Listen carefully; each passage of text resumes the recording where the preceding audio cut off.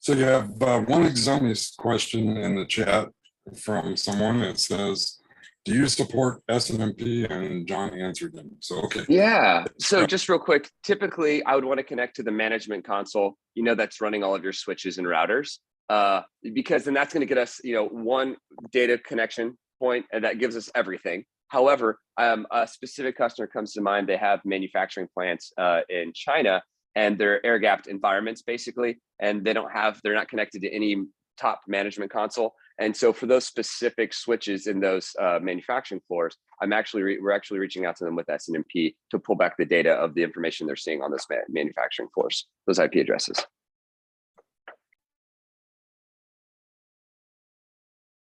Thanks, John. Thanks, Kyle.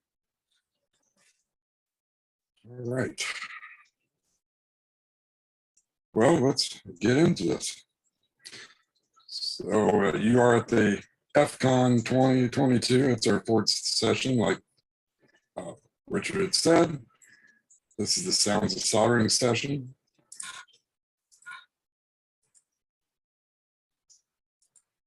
You're going to have you're going to build a Bluetooth speaker. The end product should look like this. There is a QR code in the kit box that you can click and get the PDF instructions, the detailed instructions. I don't have the detailed instructions in my slide. Who am I? Most of you have been through this many times. I'm currently the director of managed cybersecurity services. I manage the SOC, a bunch of very talented analysts and individuals.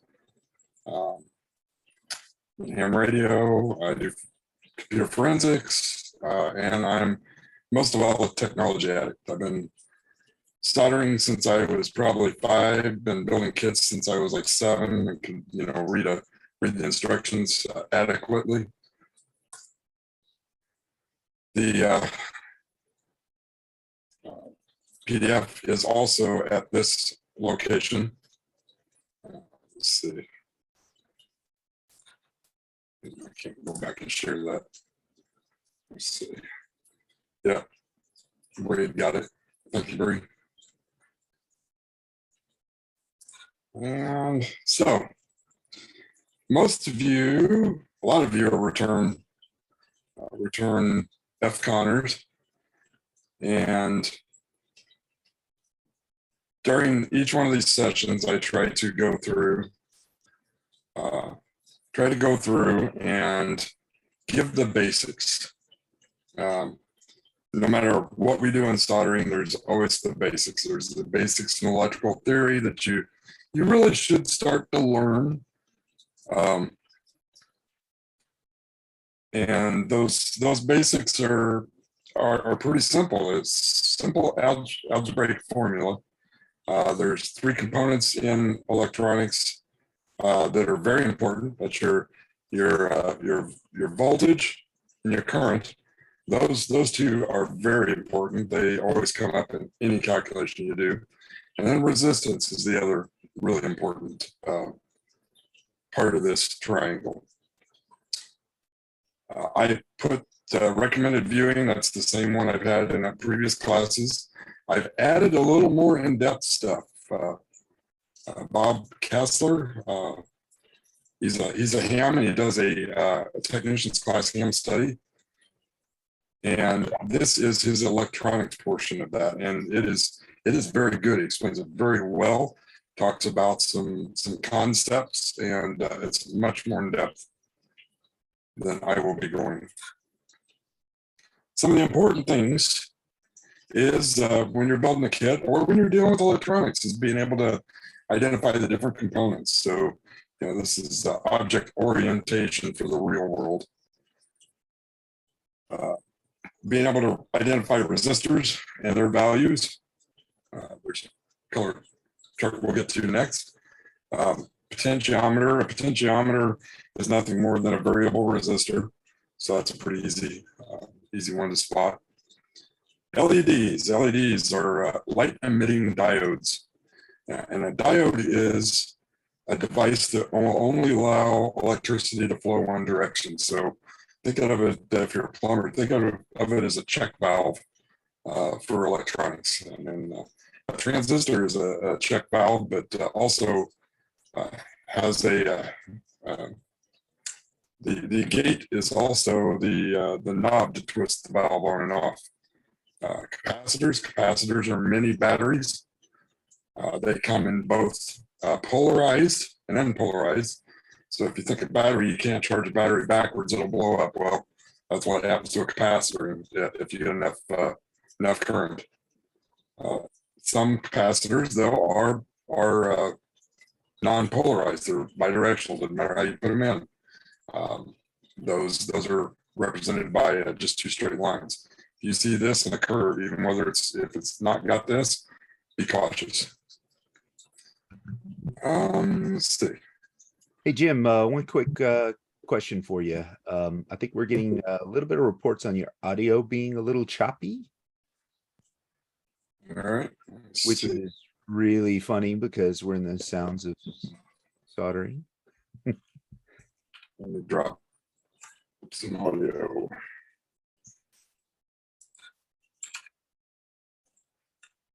All right. How about now? Any different? We're still choppy. It's still choppy. All right, let me fix that.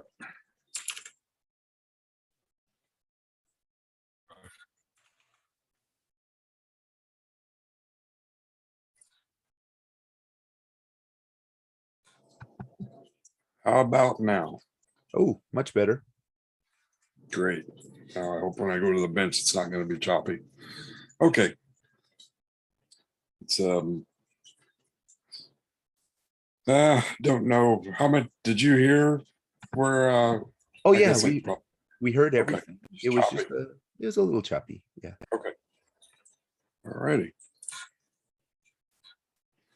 Okay, so resistor color codes. A resistor, you use your different color bands. They're always going to kind of start from one side. Your some of the resistors like this one are a little confusing, the 6 bands.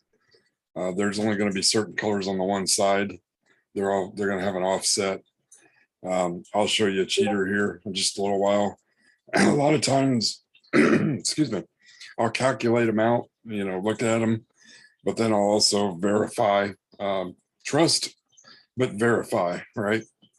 So I'll verify that they're the correct value with a little cheater meter, multimeter, or one of the other ones I'll show you here in a second.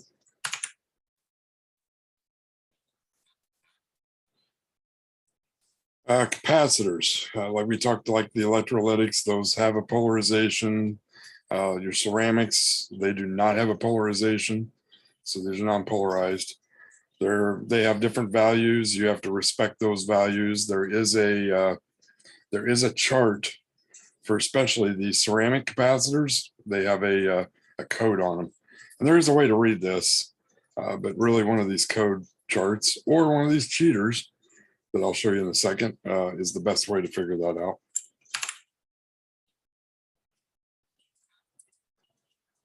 All right. Diodes. Diodes have a plus and a minus. They allow current to flow in the direction that the arrow points, which makes it easy. Which means to make a circuit, this side has to be more negative, this side has to be more positive. So a light emitting diode has the same symbol, but it's got a squiggly showing a photon escaping.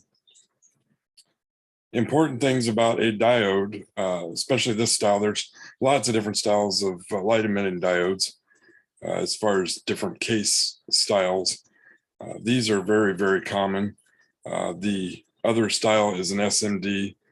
They're a little more difficult. There's usually a mark on them to tell which side's anode cathode. The anode side of the LED is the positive side, and it's usually a smaller. So if you can see inside the plastic, it's usually the smaller piece, but it's the longer lead. The cathode is the shorter lead, but it's the fatter piece inside there. So the way I remember it is short fat cat, and short flat fat cat. So it's actually, I need to adjust that because the flat spot also is usually on the cathode side. Primarily that's the way. There are some multi-color LEDs that have multiple pins that it may not necessarily be this configuration. You'll want to check the spec sheet or pay very close attention to the kit whenever you see multiple leads on a diode. Some diodes even have 4. Those diodes actually are addressable, and they have RGB. You can program, you can hit those diodes with the signal and basically make them any color you want. One of the things that I was just talking about, the cheater box, back when I was younger, there was no cheater box. This came about with some very intelligent people and some Arduino programming. This box can test a transistor. It'll tell you if it's a resistor. It'll tell you what the resistance is. It'll tell you if it's a capacitor. It won't. Some of these don't go below. One of the new ones here that I posted actually does go below 102 OK, and basically you'll even see an LED blink. And if you want to know what color the LED is, if it's a clear one, and you hook it to this and tell it to test it, it'll go through its little routine, and you'll see the LED blink a couple times. So this box, if you're going to do any kit building, is priceless. I use it all the time. Back when I was younger, I didn't have that luxury, and I literally had to use the multimeter and hold the probes, and yeah, it's a wonderful thing to have. All right, so let's go over some safety. Definitely proper clothing. I've told this before. I still have a scar on my thigh where I dropped a large glob of solder when I was very young, probably around the age of 10, and it literally just burn a spot right through my flesh. No good. So you want to have protection. Make sure you got room where you can work. Make sure there's not a bunch of people around you where you're going to accidentally hit them with the soldering iron. Fumes. I have a fume extractor. I've been breathing solder smoke since I was really young, and I'm not dead yet. So I do use my solder or my vapor or my fume extractor, but be very careful. Don't breathe that gas. Some of the insulation on the wire has a little bit of PVC, and when you burn PVC, it basically gives off chlorine gas. So that's not a good thing to be breathing. Heavy metals. Make sure whatever you're soldering on is unplugged. I can't tell you how many times I've accidentally or been in a hurry and left something plugged in and totally ruined the kit. Probably about 3 or 4. I think it was my 3rd time I learned, make sure there's no power. Sorry about the dogs.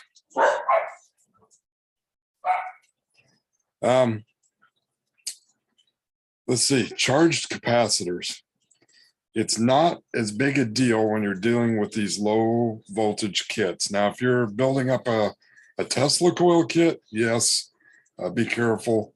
There may be components that have a pretty high voltage charge.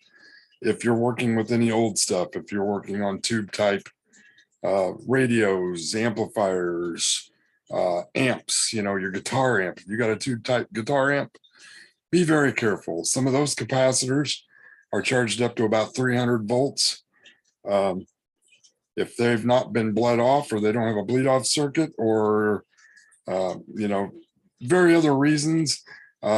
Working on a circuit with a high charge capacitor, you can get bit, you can get zapped, you can blow other things. So there's capacitor safety. Old CRT TV tubes, man, those suckers, that flyback, they'd hold a charge for about, I don't know, probably about 8 weeks before they'd even start to bleed off. So that was something you had to watch back in the day, but not so much now. All right, tinning your iron. So you've got an iron that was supplied in the kit. When you first start that iron, you'll have a sponge. I use a scouring pad, a copper or brass scouring pad. Probably should have put the link to that. You can buy these on Amazon. These are wonderful. That's what I use. It's so much easier. I don't have to worry about getting the sponge wet. I don't have to worry about the water cooling down the soldering iron. The other thing is this high temp silicone work pad. I have one. I've recommended this to several people. This is awesome. Even if you keep it rolled up, there are some smaller ones you can just roll up and put away. This pad will save your kitchen table and keep the wife from putting you in the doghouse for a few days. It is absolutely great to have. You can lay the soldering iron just right on it. It will not burn. Unless you're poking the soldering iron through it, it's not going to burn. Helping hands. I'll show you helping hands here in a little while, maybe. Well, you probably won't be able to see that. Tweezers are very good, and alligator clips are hemostats. So hemostats are those locking pliers you see the doctors dropping into people and leaving. Those are very good to have.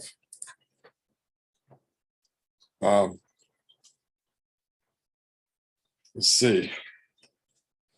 Proper heat transfer on the soldering iron. Proper heat transfer, you want to make sure that the soldering iron is making contact with both pieces of metal.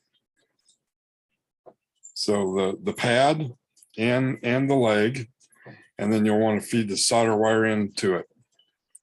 If you'll remember, heat rises. So a lot of times I try to feed it from the bottom a little bit so that the heat will transfer. So sometimes you have to, follow the heat rises. I keep my soldering iron at about, it depends on your solder. Each solder has its suggested temperature. I run at about 420 degrees Celsius. I run pretty hot, but that's because I solder, I know what I'm doing. I'm in there, I'm done, I'm out.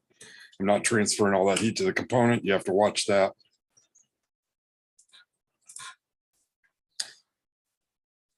To tell if you're making a good solder or a bad solder. So these are all examples. This first one's here. That's too much solder. You put a blob of solder. The way you fix too much solder is you literally clean your tip and then run your tip over it and drag it over it.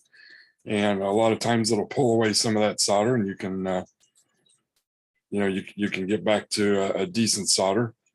If your pen, this is definitely insufficient. If your pen has got a glob on it and it's not smooth, if there's not a nice, pretty, pretty curve to it where the solder is kind of sucked into the pen, that's definitely not enough solder. This is kind of what a good one looks like. I'll show you some here in a little bit when we get to the live portion. This is okay. I think it's kind of ugly, but it is okay. So having a little bit of a bead around it is not a problem. And then again, we have too much, we have insufficient wetting, lifted pad. Lifted pad is absolutely a problem. You get that on some proto boards. A lot of these boards in these kits, they're not as hard to have that pad lifted. Lifted pad is generally way, way, way too much heat applied to that pad, to where it basically undid remove the bonding between the fiberglass or whatever material the PCP is made out of. and the heat, or and the pad. So again, you want a really nice, smooth, shiny, kind of sunken in concave surface. If it's a through, you'll want to make sure it's even if you turn it over, you'll see a little bit of, a little bit of shininess coming through on the other side. Desoldering is something that's important, especially if you have issues, and a lot of times you do. There is a solder sucker and wick inside your kit. There are not solder pins. I use these. I use my solder pins a lot. I think they're down here. I think the bottom one is a link to those solder pins. The link down here. When you desolder, you'll want to heat up the pad. You'll want to make sure that solder sucker's on there. You're going to pull away the tip and get that sucker on there, good seal, and push the button. And that will try to pull that solder out of that pad area. A lot of times, if it's just a couple pins, I'll desolder, the pins of what I'm desoldering, and then I'll use these stainless steel needles to, sometimes I'll wick it away, but it's when you wick it away, it really doesn't pull the solder out of the middle for the most part. And so I'll wick it away, and then I'll use a pin, and I'll heat up the pad and push the pin through, and then take it away, and then spin the pin, and then I can replace my component. So these pins are something I didn't learn about until a few years ago, and man, I wish I'd known it when I was younger. I can't tell you the trouble I've had trying to suck out holes of solder, so I could put a component back in, to find out that I didn't get enough solder in the pins, or the component pins too big. Okay, let's get to the kit. So instructions, there's the link to the instructions. It's also in the QR code in your kit. The end result will look as such. One of the things to take note of is the way these screws hold the plastic together. That's kind of a tricky part of this kit, and I'll go over that in a little bit. Should have 2 speakers. You'll have a Bluetooth audio board. So this board is something you won't have to solder up. It is just it is the Bluetooth component, and luckily it's just a component. You'll be able to plug it in into these places right here with these wires you're provided. One of the peculiarities that I didn't put in this slide, because I just realized it, was some of these kits have not just all red and black. They have red and blacks and mixes of yellow and blue. Your yellow is the same as the red. Your blue is the same as the black on these pins.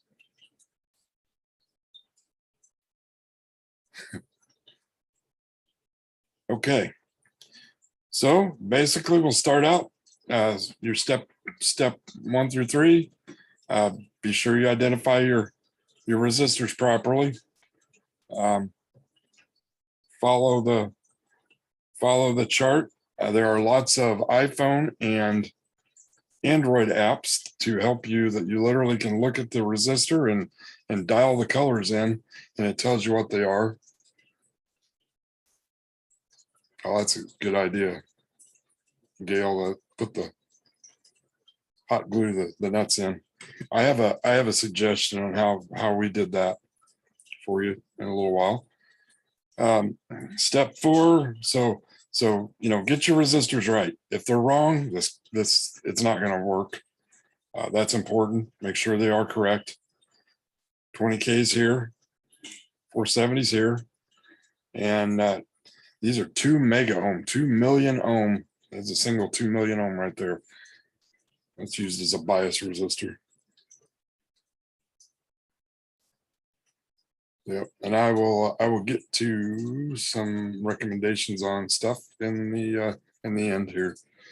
The IC, you want to be, it has no socket. You want to be very careful to get these the orientation correct. So you'll want the divot here on the IC to make sure it matches the divot that's silk screened on the board. The IC soldering.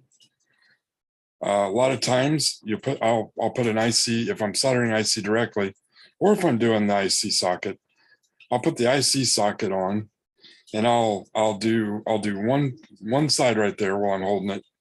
Then I'll go do the other side. Putting on the 2 anchor points allows you to be good to put all the rest of them in. Don't have to worry about things getting sideways.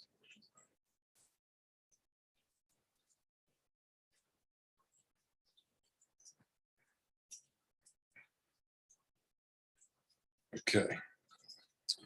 When you're clipping off the leads, especially to your LEDs, which are up here, you're going to want to save a few of them, especially in this case. What I do on almost all kits is I'll actually I have a surplus I keep on my bench. But what I do for if I'm doing a kit, and I'll save all of my pieces, parts, and throw them away after the fact, because you never know when you'll need a jumper, or you'll have something break and you'll need to try to connect a wire, a trace, you screw up a trace and you'll need to put a wire between 2 things. Generally, you want to do that with a insulated wire, but there's just lots of reasons to keep your scraps when you're building a kit until the very end.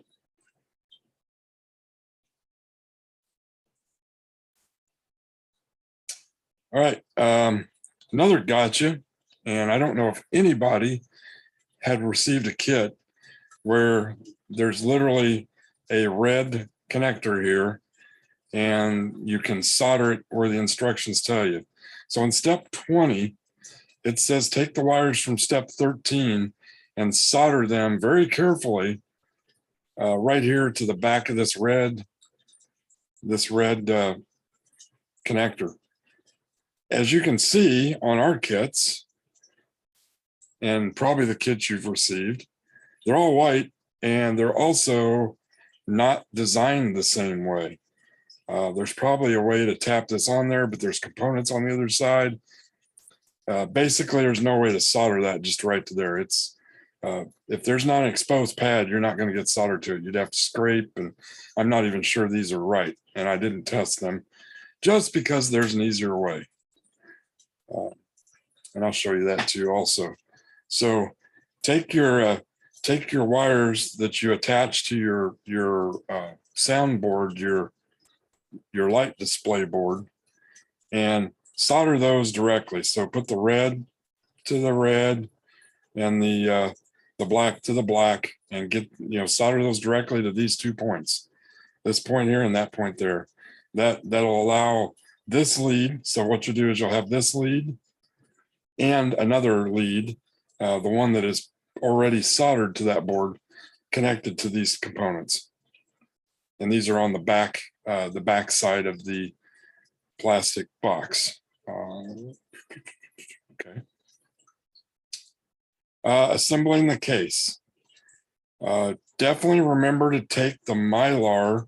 There's a protective Mylar on both sides of the plexiglass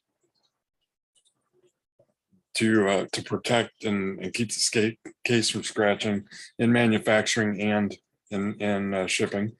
So you want to make sure both of those are off, unless you want, you want a smoked looking unit. That's your prerogative. One way to get these nuts in place easily is to hold them. Don't clamp down. You can use your nippy cutters, your diagonal cutters here, as to hold it. Or you also have tweezers in that kit. You could use the tweezers to hold it. Someone did suggest that hot glue them in. You definitely probably still want to kind of get them in place before you apply that hot glue. Generally, they won't fall out. Generally, once they're locked, they're locked. Hand tighten, don't crank them down, you'll crack the plastic and that's a problem. All right, so connect the power and pair your device. Let's see, Richard, do we have Richard or Bree or anybody? Did we have any questions, direct questions? I did see one from Rick, if you haven't answered it already. What is your go-to brand / model recommendation for a great soldering iron station for an intermediate user? Let's see. You know, and I didn't add this to this one. There are several, I don't want to call them cheap. There are several brands that are very much the same quality that's in your kit, which the soldering iron in your kit is a variable temperature, and it's actually a really good one. It's one I picked out for being, you know, good and economical. There's a brand, my solder station, I just had to look back there. It's a Zini. It's a 853D. It has both a variable temperature soldering iron and a heat gun. So it has a surface mount soldering heat gun. It's good for surface mount, and it's good for really getting the heat shrink, which you have in your soldering kit on there good.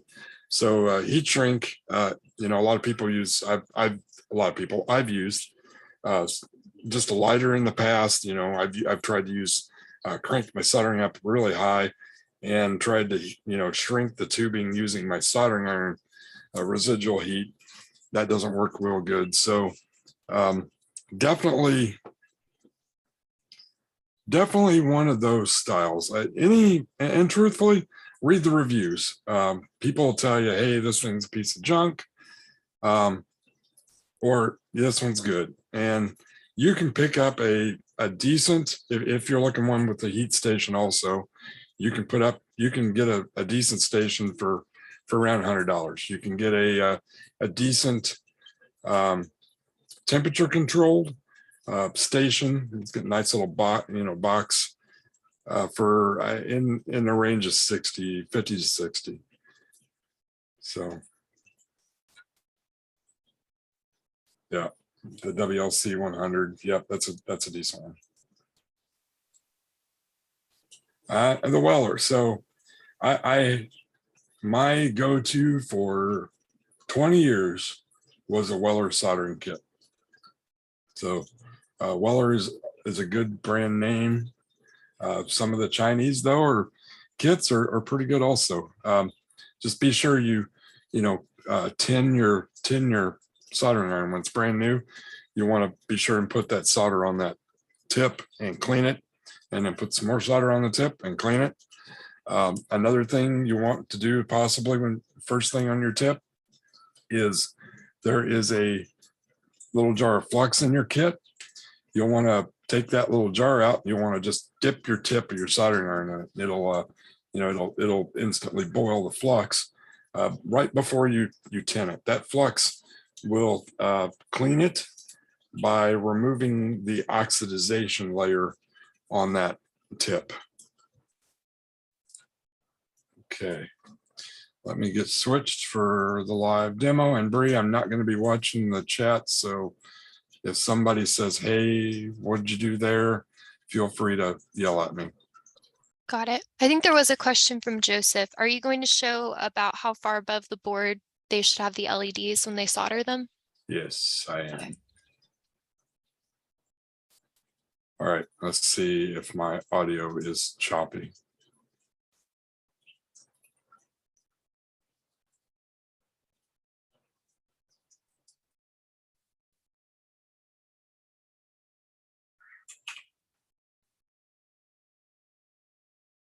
Stop my share.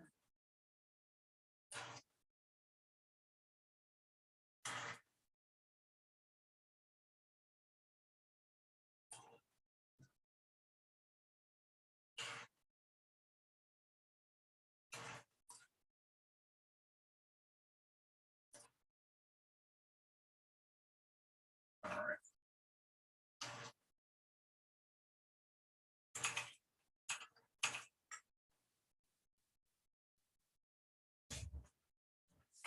Okay, Bree, is my audio choppy? Sounds pretty good. Sounds pretty good right now. Okay. It's maybe a little quiet. Well, that's because I'm not over here to the bench yet. Okay. So let's address the first question. So the first thing you're going to notice is I didn't follow the directions because it says to put the resistors in first. I didn't. I wanted to show you guys how to get the LEDs in there. So the LEDs, when you place them in, first of all, be sure you get your polarization. Let me see. You can see the positive there. The long side of the LED will go in the positive.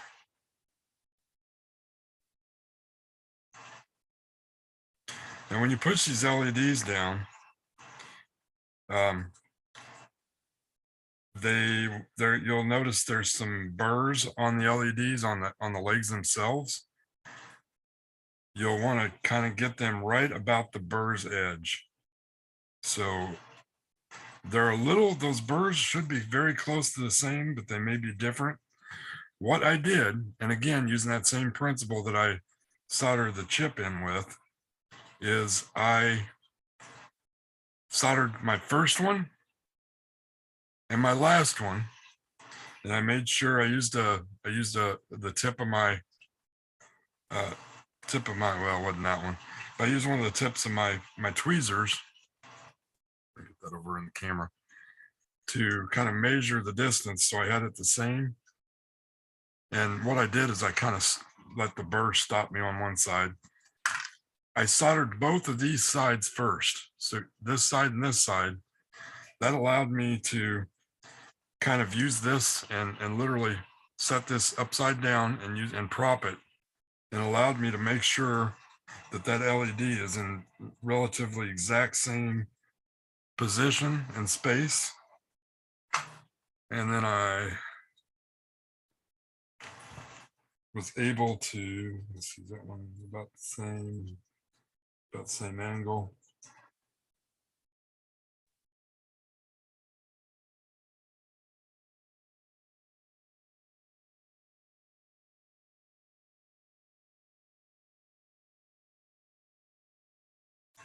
And I was able to actually secure that. So got those all secured. And I left the legs on there because I want to, be sure they all match. Take your nippy cutters and I'll cut these off so they're out of my way.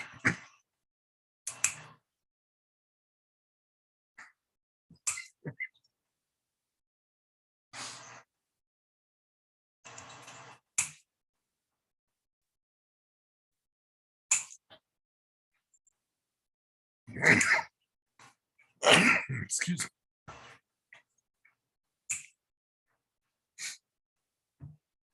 I guess coffee's not the best thing to drink when you got to talk.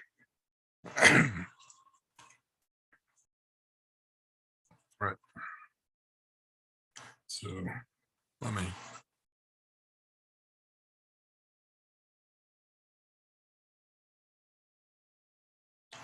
All right. So you can see the solder joints. See how they kind of look. Notice the fat side of the LEDs is going to the negative side. Oh. Okay. Soldering in I guess I could follow directions, right? Let me zoom back out so you can see what I'm doing.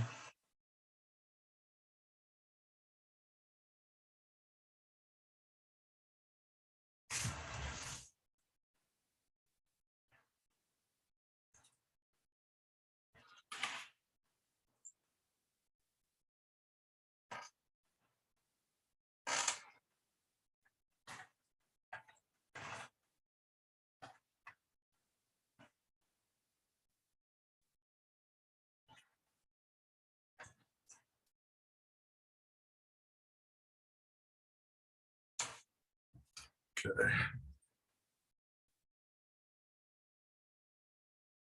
There's a little more. Bench. There we go.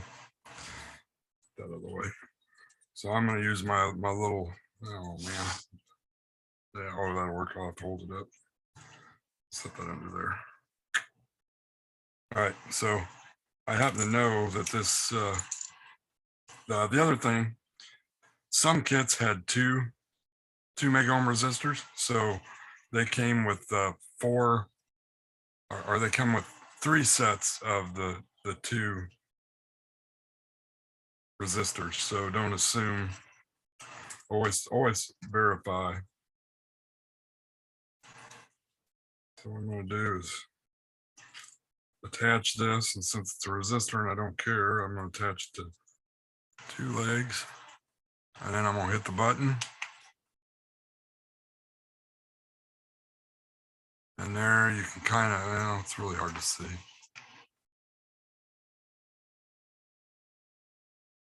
There, you can see it says it's a resistor, and this one's reading right at 2,000,006 ohms.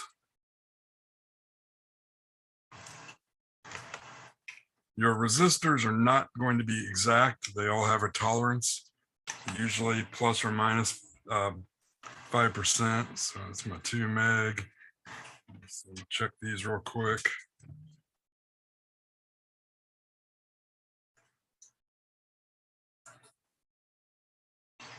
Bree, how are we doing on time? It's 10:02. Okay. These are 20K. How long did I have for this session?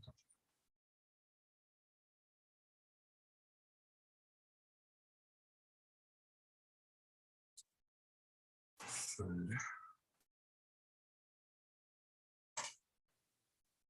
20K. So has your session scheduled till 10:30, and our next session after this starts at 11. Okay, what time did you say it was? 10. Okay. Thank you much. And this is 460 ohms.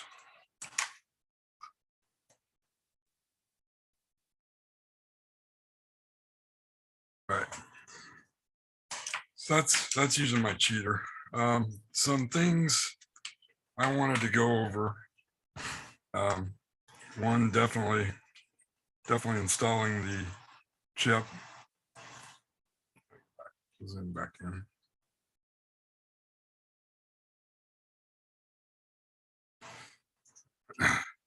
So definitely be sure you match the divot and the chip. Also, this mat I have is an anti-static mat. It has a ground connection, so it discharges any static electricity. That's kind of important because I'm handling the chip and just touching it. Back when CMOS logic chips were a big thing, right after, they were one of the first things developed. Most of your logic chips were CMOS, and those CMOS chips were very voltage sensitive. And if you didn't discharge or touch a ground before you touched the component, it's shot.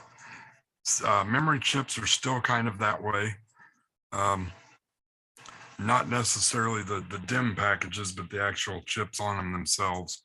I'm very careful. And if you'll notice, you can't just put that in there. So it didn't just go in there real easy. So one of the techniques that I use is, and I'll do it on that board, is I'll take the little chip and I'll just roll it a little bit. So I'll just put a little pressure and I'll roll, and I'll do the other side. And this is very good for IC sockets. Putting it in there and rolling it like that. That usually helps it. And look, it went right in there. So then I'll flip it over. I'm gonna do another technique, which is having my solder stationary. And then I'm going to hold the chip in.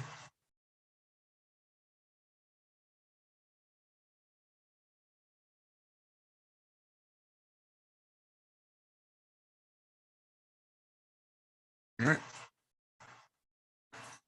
So there we have one connection.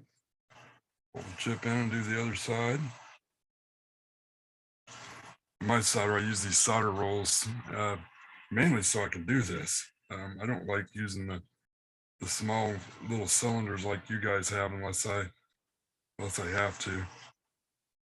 The other thing is I am not environmentally friendly. I use lead solder. When I'm soldering, repairing something, I can't tell you how many solder-free devices, especially anything that's certified to be sold in the EU, I've had to fix because the solder literally breaks. It'll shatter and the connection will break. So I have I have many spools of this just in case they try to outlive that or make me buy a Tesla or something like that. So I can get around that issue. All right.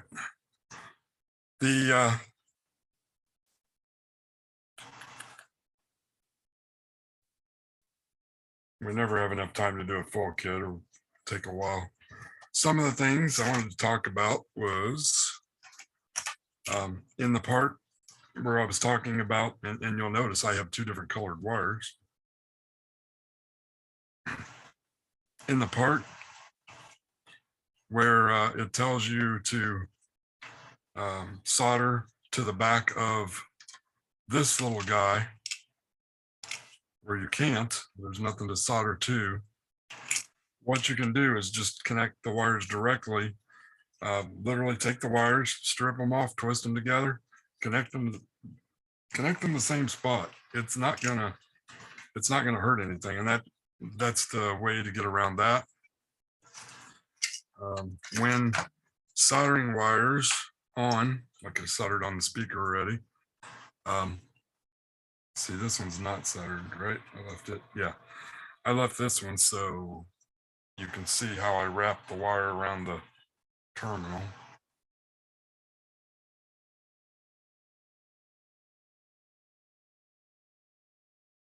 So I took the wire and I took my tweezers and I just poked it through the hole, poked out the back, and wrapped it around and and over, and then solder, and that'll be good enough. So let's see if I can solder this without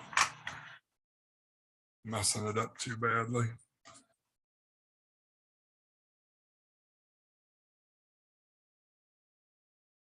Usually you want to use a lot more solder and a decent amount of heat on these on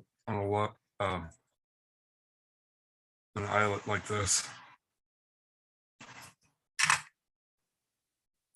Okay. Both my speakers soldered. I did those ahead of time. I actually did it before I screwed them on into my glass. I'm probably going to be putting the rest of this together, maybe in between some of my sessions today. So, other thing to watch, definitely the transistor. There is on the board. Make sure you put the flat side of the transistor in the flat side.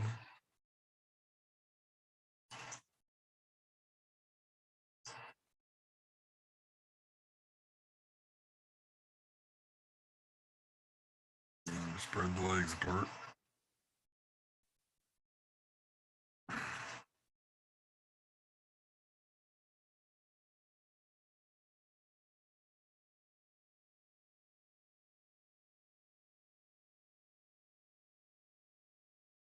So make sure that transistor flows correctly. And I think that was about all the gotchas I wanted to go over. They show you the microphone. It kind of goes in one direction to fit in the hole. You can figure that out easy. They show you the positive and the negative. Truthfully, for this kit and the way it's designed, it doesn't matter. Even if you put it in backwards, this thing's still going to work. There is a positive and negative. There's a positive and negative on your speaker also. Yeah, I want to go over that. And it's labeled. You can see the positive in the plastic there and the negative.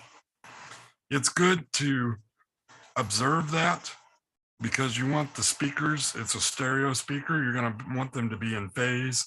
You don't want them to be out of phase. Your bass will be terrible.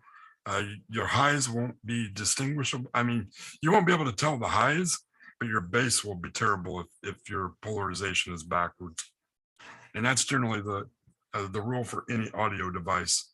So car stereo, you name it, especially if you've done car stereos, and sometimes you do want to flip them out of phase depending on how it's mounted. So there's different stuff there. So do we have any questions that I can maybe answer? It looked like we had one, but I do believe it was answered by another attendee. So Got a couple comments that the chip was mounted backwards. Did I do that? Did I do that? Yeah, you're right. I did do that. Whoops. That's funny. I told everybody to pay attention and I didn't. So I'm going to desolder it. I did that on purpose. Oh, yeah. I did that on purpose so I could desolder. That's right. So this is something called solder wick, and you have some of this in your kit. It's just a very fine braid copper. Some of my solder wick has been, I think I've had this spool for, I don't know, 20 years. So I usually hit it with some flux to get rid of the oxidation. It helps take that solder away. All right, get a little zoom down there.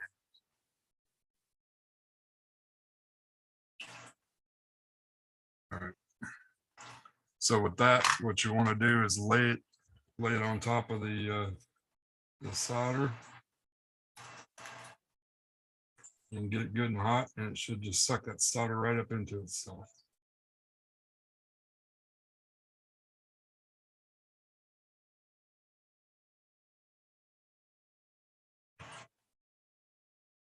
I know for a fact it's not going to completely allow me to.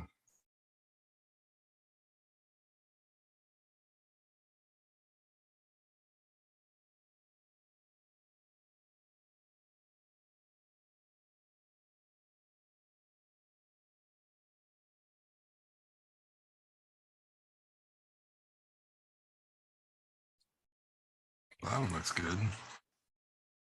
We have a comment about the solder sucker, and we had a question, but it looks like someone in the chat answered it.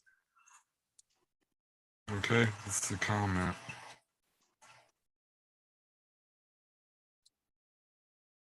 Someone commented that there's a solder sucker and that might be easier.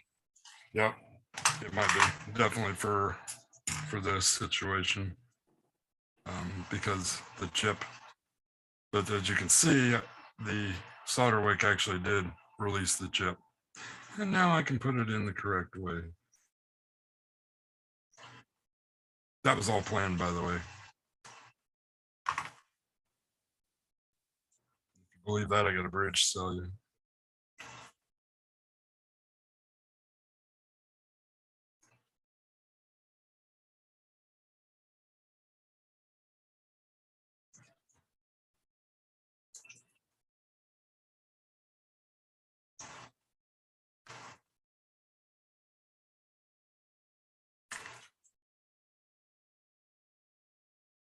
And if you notice the tip of my soldering iron, see how it's kind of getting dull and ugly and clumpy, and you see how the solder, it's kind of rolling still, but it's kind of ugly.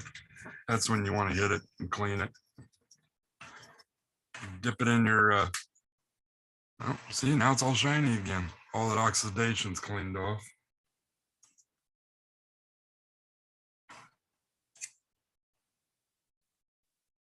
The one thing I do use, even even a young person can benefit from using a lighted magnifying glass. So I definitely use that as one of my staples on my bench.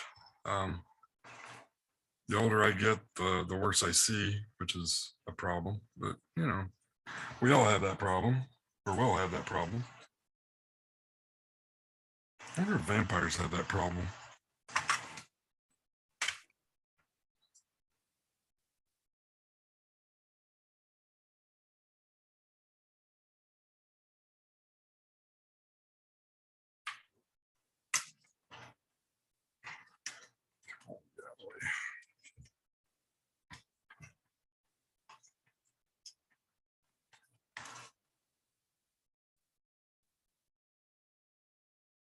Where's that focus?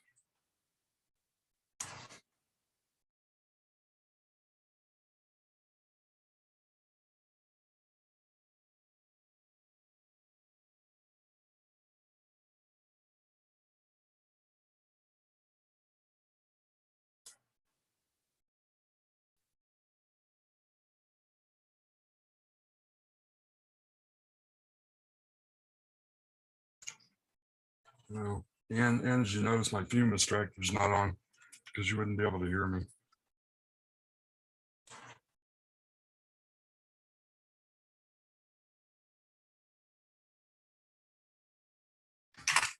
Okay.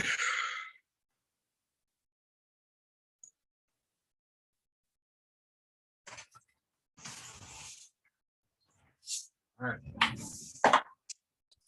All right, we've got a question. My mic doesn't have a positive or negative on the board, and it talks about polarization. Which side is positive and negative?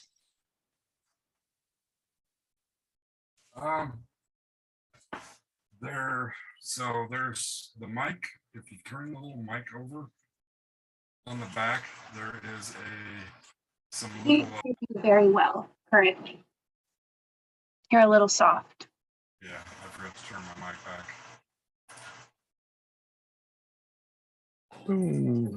Okay, how about now? You're great now. All right. The mic itself, let's see, I'll find it. It has some little things on it that look like a ray of sunshine coming off one piece. Let me see if I can find on mine. Some of them don't. Yeah, if you look at the bottom of the mic, there's a one of the leads looks like a little ray of sunshine coming off of it. Three little legs. Share my screen again. Screen 2, share. So the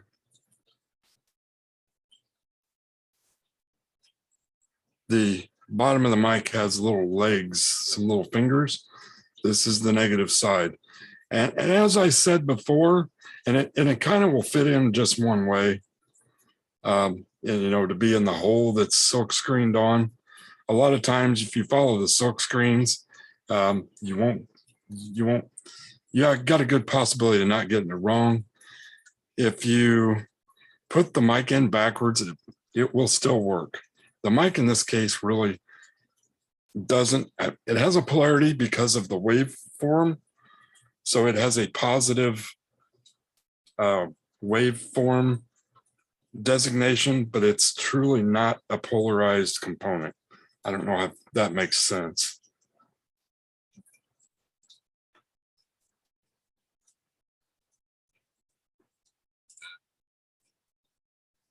Let's see, I have paste in my kit, but was there also flux? Okay, no, the paste. So that flux that I used was some stuff I bought. The paste is a flux.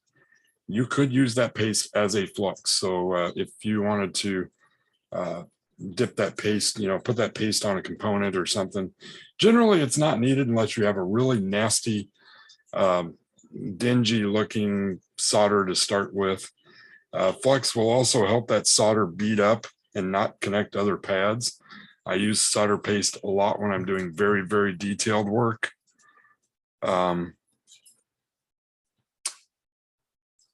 So any super close together, I'll use my, my very pointy tip, and I'll hit it with some solder flux. That keeps it to where it balls up and sticks to the metal it's supposed to, instead of trying to make a bridge across the solder mask, which is on top of the pins.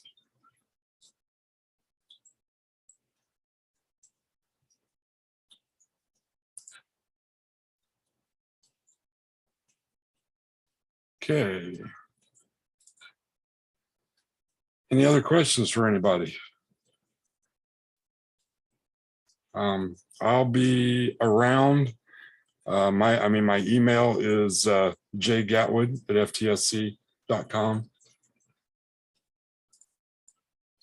And the PowerPoint, Bree had shared it earlier in the chat. Should be in there. I'll post another link. Yeah. So the PowerPoint and the PDF should be in that location. In fact, I'm going to double check because I'm not going to tell you wrong.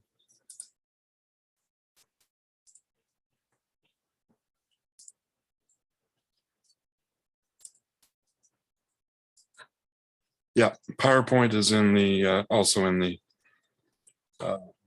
presentation files. So Jim, are there any other fun kits that you can recommend?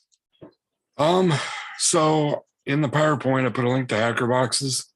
I get a hacker box every month. I've been subscribed to them for many years. I have way too many. I had to put them all in a tub, especially the ones I'd done that I hadn't completed. Hacker boxes are great. They have tiny bits now, which is a smaller scaled down. There's several STEM style kits out there that you can get that include basic soldering and robotics, and come with Arduinos, and you program things. And it's hard to say. It used to be a company called Velleman. If you could ever find a Velleman kit at say a ham fest, it's like a big flea market for ham radio and electronic enthusiasts and computer. You ever find a Velleman kit? Those are awesome kits. They were always very good. I put together, I don't know, hundreds of them. And then, but basically right now, my go-to is HackerBox. That I get my fix, and lots of cool things, and lots of things in the security industry. I think a couple of prizes were hacker boxes. Those hacker boxes should be a badge. The July version of hacker boxes are always DEF CON theme. They kind of lockstep in badges. So those are the July of every year is good to have. You can purchase some of the back hacker boxes. They have an essentials kit that has some other stuff. Yeah, I ought to get a commission for them, but anyway, I'm definitely a fan.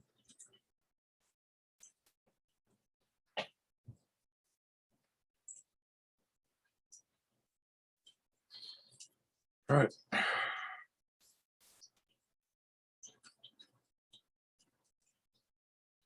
Well, I think we're 5 minutes till the end. I can hang out here and wait if anybody's got any questions about their kit. Like I said, my email's in the presentation. The presentation's downloadable from that link. And yes, Christopher, that is hackerboxes.com.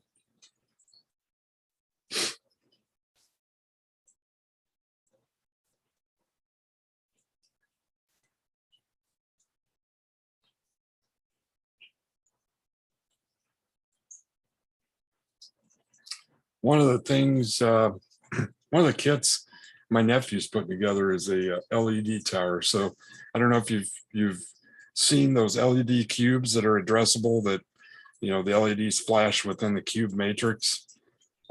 He's putting together a tower that's got, how many, John? 18 levels. 18 levels, rings of light, little tower. And it's got a speaker. I think you can Bluetooth to it and it'll do light shows and stuff like that. So some of those are a little more complex.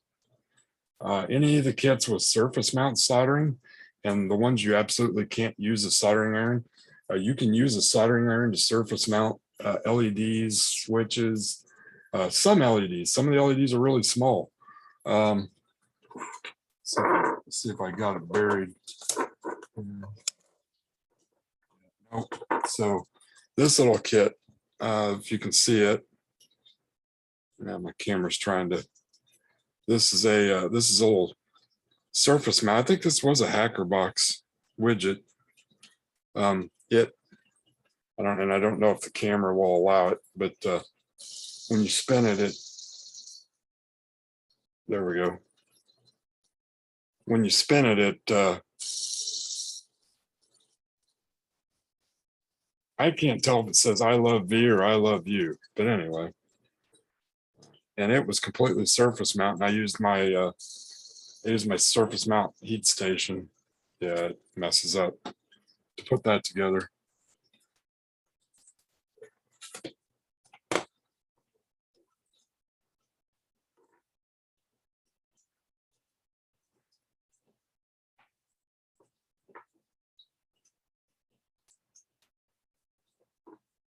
If you're having real difficulties with your kit, send me an email. I'll try to find some free time in the evenings, and maybe we can set up a Zoom, or I can answer a question for you. Or if you put it together, it's not working, I can help you troubleshoot it too.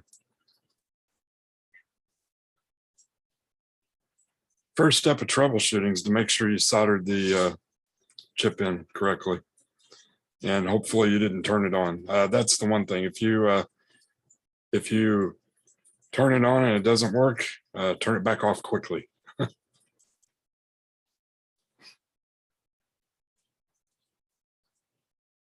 You let out the magic smoke. That's never a good thing.